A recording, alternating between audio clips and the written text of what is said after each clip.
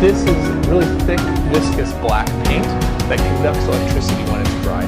What's happening is the touchboard is charging up this pad of paint with a small electrical field, and when I get close to it, or touch it, it sends a signal to the touchboard, which then turns on the lamp.